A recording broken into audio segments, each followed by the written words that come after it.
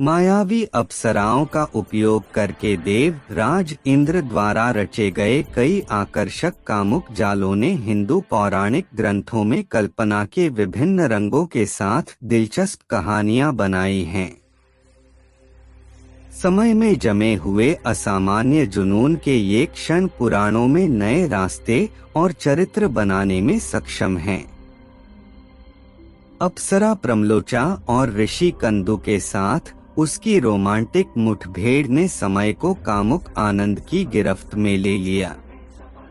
Romance ने उन्हें सैकड़ों वर्षों तक प्यार में जोड़े रखा, जब तक कि एक दिन प्रेम मृगतृष्णा टूट नहीं गई। 907 साल से प्यार में हूँ ऋषि कंडु ने अपनी तपस्वी तपस्या गोमती नदी के तट पर की थी। ऋषि कंडु वेदों के अच्छे जानकार थे और वांछित लक्ष्य प्राप्त करने के लिए कठिन तपस्या करने के लिए समर्पित थे। उनकी तपस्या बेहद चुनौतीपूर्ण थी। गर्मियों में कंडु ऋषि चिलचिलाती धूप में ध्यान करते थे और बरसात के दिनों में वे खुले आसमान के नीचे गीले कपड़ों में भीगकर बिना किसी बाधा के ध्यान करते थे। सर्दी के मौसम में वह बाहर की ठंड में ध्यान करते थे। उनकी कठोर तपस्या को देखकर देवेंद्र बहुत आशंकित हो गए और उन्होंने उनकी कठोर तपस्या को भंग करने का जिम्मा लेने का फैसला किया। देवराज इंद्र ने सबसे सुंदर अप्सरा प्रमलोचा को ऋषि कंडु की तपस्या को नष्ट करने के काम पर लगाया। अप्सरा प्रमलोचा गोमती नदी के तट पर ऋषि कंडु के आश्रम के पास पृथ्वी पर अवतरित हुई। ऋषि कंडु प्रतिदिन सुबह की प्रार्थना करने के लिए नदी पर जाते थे। कंदु की नजर मनमोहक अप्सरा पर पड़ी।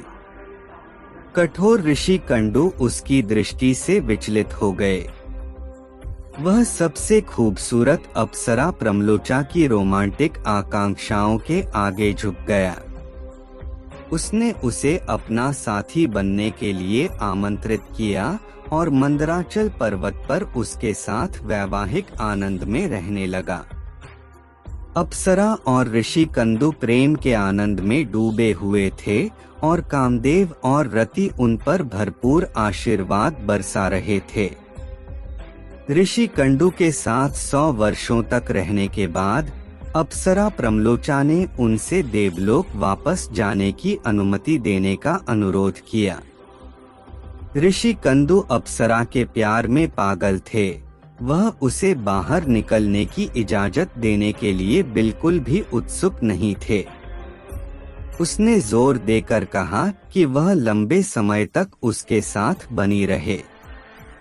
नीचे दी गई पंक्तियां यही व्यक्त करती हैं। तमसा प्राहा महाभागा गंतुम इच्छामि अहम दिवं प्रसाद सुमुखो ब्रह्मा अनुजन्या दातुम अर्हसि। विष्णु पुराण अंश 1 अध्याय 15 श्लोक 14। अर्थ 100 से अधिक वर्षों के बाद वह कंदु महर्षि से कहती है कि वह देवलोक वापस जाना चाहती है, इसलिए वह प्रसन्न होंगे और उसे देवलोक लौटने की अनुमति देंगे। वीडियो में आगे बढ़ने से पहले दोस्तों, अगर आप चैनल पर नए हो तो चैनल को सब्सक्राइब अवश्य करें। कंदु महर्षि ने उत्तर दिया, तय एवं उक्तः समुनियः तस्यम् असक्त मानसः दीनानि कटिचित् भद्रे स्थिरतम इति आभाषत। विष्णु पुराण अंश 1 अध्याय 15 श्लोक 15। अर्थ, उससे बहुत अधिक लगाव होने के कारण वह उसे कुछ समय और रुकने के लिए कहता है। हर 100 साल में अप्सरा प्रमलोचा अपनी इच्छा रखती थीं कि उन्हें पृथ्वी से देवलोक जाने की अनुमति दी जाए, लेकिन ऋषि कंडु इसे टालते रहे और उनसे अपना प्रवास जारी रखने का अनुरोध करते रहे।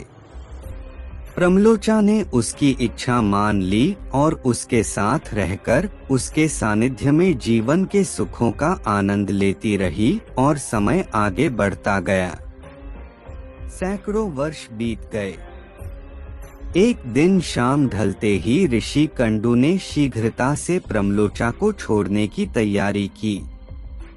उसे हड़बड़ी में देखकर अप्सरा प्रमलोचा ने पूछा कि वह कहाँ जा रहा है।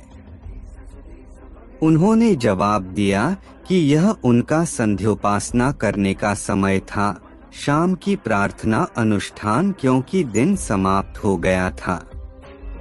उनकी बात सुनकर अप्सरा प्रमलोचा उन पर व्यंग्यपूर्वक हंसी और उन्हें बताया कि कई 100 साल बीत चुके हैं और ऐसे कई संध्योपासना अप्राप्य हो गए हैं। ऋषि कंडू भ्रमित और अज्ञानी थे। उसने अप्सरा प्रमलोचा से पुष्टि की कि उसने उसे सुबह गोमती नदी के किनारे देखा था और उसे अपने साथ ले आया था। अब सूरज डूब चुका था और शाम हो चुकी थी। एक दिन खत्म होने को आया था। उसने जोर देकर कहा कि उसे सच कबूल करना चाहिए। ऋषि कंडू की अज्ञानता का जवाब देते हुए अप्सरा प्रमलोचा ने बीते हुए समय की सटीकता का खुलासा किया। भावार्थ, यह सत्य है कि मैं प्रातःकाल आया था, वह झूठ नहीं है। इसी प्रकार सैकड़ों दिन बीत गए। फिर भी गलतफहमी और आश्चर्य की स्थिति में ऋषि कंदू ने अप्सरा प्रमलोचा से पूछा कि वे कितने दिनों तक एक दूसरे के साथ रहे, इसकी सटीक संख्या बताएं। जिस पर उसने उत्तर दिया, भावार्थ, मेरी संगति में 907 वर्ष 6 महीने और 3 दिन बीत गए। प्रमलोचा को सुनने के परिणाम 907 वर्ष 6 महीने और 3 दिन का विवरण देते हैं।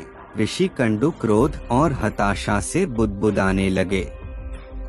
उन्होंने स्वयं को अप्सरा के प्रलोभन में आने और इस प्रक्रिया में अपनी तपस्या नष्ट होने का श्राप दिया।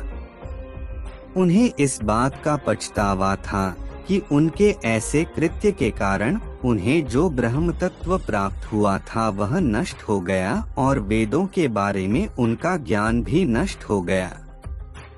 उसने अपना क्रोध सुंदर प्रमलोचा पर छोड़ा, जो उसे क्रोधित होते हुए सुनकर कांप रही थी और पसीना बहा रही थी। उसने उसे शाप नहीं दिया क्योंकि उसे एहसास हुआ कि उसे देवेंद्र ने यह काम सौंपा था। उसने स्वयं को दोषी माना क्योंकि वह अपनी इच्छाओं पर नियंत्रण रखने में विफल रहा था। ऋषि कंडू ने तुरंत प्रमलोचा को उसे छोड़ने का आदेश दिया। अप्सरा प्रमलोचा देवलोक की यात्रा पर निकल पड़ी। रास्ते में उसने पौधों की पत्तियों से अपना पसीना पोंछा। कंदु महर्षि से उसके गर्भ में पल रहा बच्चा उसके शरीर से पसीने की बूंदों के रूप में बाहर निकलता है। उसके रास्ते के सारे पत्तों ने उसके पसीने की बूंदें इकट्ठी कर ली। हवा ने सब कुछ एक साथ ला दिया और चंद्रमा ने उसका पालन पोषण किया। एक लड़की का जन्म हुआ। इस बालिका का नाम मारिशा रखा गया, जो बाद में 10 प्रचेतस की पत्नी बनी, अर्थ पौधों की कलियों से उत्पन्न, और वह मारिशा नामक उत्कृष्ट महिला है। और वह मारिशा पेड़ तुम्हें देने जा रहे हैं, इसलिए कृपया अपने क्रोध पर नियंत्रण रखें। ऋषि कंडू अपने कर्मों से शर्मिंदा थे और अपने किए गए पागलपन भरे कर्मों के लिए अपनी जान देना चाहते थे। तभी उन्हें एक दैवीय संदेश मिला कि उन्हें पुरुषोत्तम धाम की ओर बढ़ना चाहिए और भगवान विष्णु से दया की प्रार्थना करनी चाहिए और माफी मांगनी चाहिए। साचापि भगवान कंदोह क्षणेने तपसी सत्तम है पुरुषोत्तम ख्यातम विष्णुरायतनम। यो अर्थ, जब कंडू की सारी तपस्या नष्ट हो गई तो वे विष्णु के निवास स्थान, जिन्हें पुरुषोत्तम कहा जाता है, चले गए। ऋषि कंडू सबसे पवित्र धाम पुरुषोत्तम क्षेत्र की ओर चले गए, जहां श्री विष्णु ने स्वयं श्री जगन्नाथ के रूप में अवतार लिया था। वहां उन्होंने भृगु, अंगिरा और मार्कंडेय जैसे महान ऋषियों के आश्रम देखे। वर्षों तक उन्होंने ध्यान किया और आत्मनिरीक्षण में लगे रहे। उन्होंने पितामह ब्रह्मा द्वारा रचित ब्रह्मपर स्तोत्र का पाठ किया। ब्रह्मपर स्तोत्र के पाठ से बहुत प्रसन्न होकर श्री पुरुषोत्तम जगन्नाथ स्वामी ऋषि कंडू के सामने प्रकट हुए और उन्हें वरदान देने की पेशकश की। ऋषि कंडू ने उन्हें नश्वर संसार से पूर्ण मुक्ति प्रदान करने के लिए कहा। श्री जगन्नाथ ने भी यही अनुमति दी थी। माया की शक्ति ऐसी है कि वह समय को मोहित कर लेती है और जीवन की गति कालातीत क्षेत्र में हमेशा के लिए रुक जाती है। कई प्रभावशाली कल्पनाएं इंद्रलोक की दिव्य युवतियों द्वारा इतनी उत्कृष्टता से गढ़ी गई थीं कि सांसारिक प्राणी गहरे गुप्त परिणामों वाले इन मीठे जालों से मुश्किल से बच सके।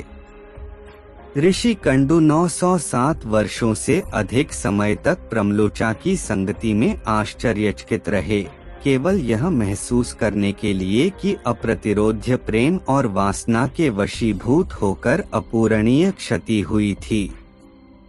अप्सरा श्रृंखला भाग का अन्वेषण करें। मैं द्वितीय, तृतीय, चतुर्थ, वी, छठी, वी में 8वीं, 9वीं, 1 और 11वीं। अस्वीकरण इस वीडियो में व्यक्त राय लेखक की हैं।